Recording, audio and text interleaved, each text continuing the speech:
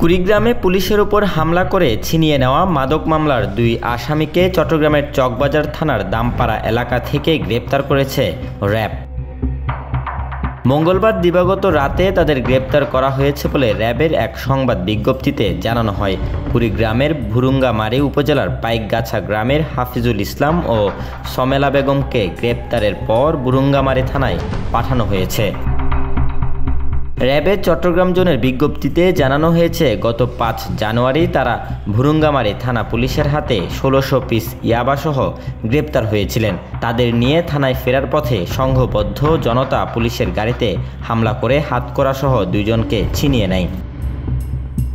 RAB জানায়, হাতকড়া পরা অবস্থায় ছিনিয়ে নেওয়ার পর 2 আসামি কুড়িগ্রাম থেকে চট্টগ্রাম নগরীতে এসে আত্মগোপন করে থাকেন।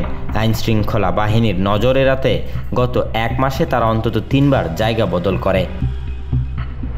Desk report, news now 24।